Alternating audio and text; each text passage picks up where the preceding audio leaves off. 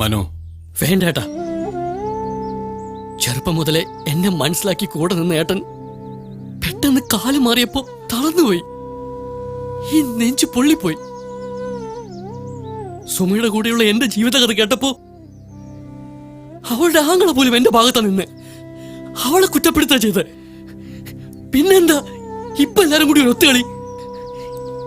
എന്നെ മനസ്സിലാക്കാൻ ഇവിടെ ആരുമില്ലേ? ഞാൻ പോയിക്കോളാം എവിടേക്കെങ്കിലും. മനു, എല്ലാവരെയും സന്തോഷിപ്പിക്കുക എന്ന ചിന്ത മാത്രം കൊണ്ട് നടക്കുന്ന ആളാണ് നിന്റെ ഏട്ടൻ.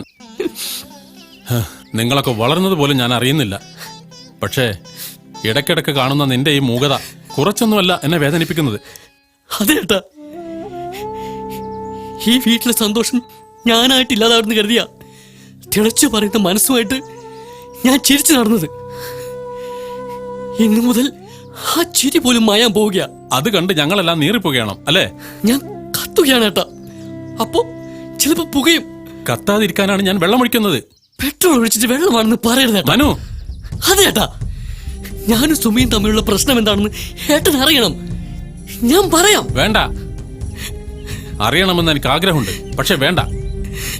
ചില കാര്യങ്ങൾ അറിയാതിരിക്കുന്നതിൽ ഒരു സുഖമുണ്ട്. അതിൽ നിനക്ക് സുരക്ഷിതത്വമുണ്ട്.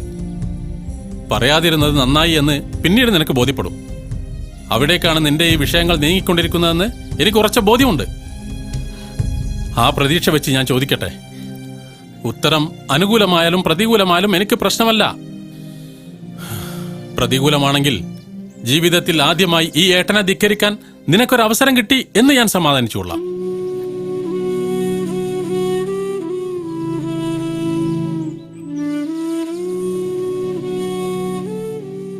സുമ തിരിച്ചു വരും.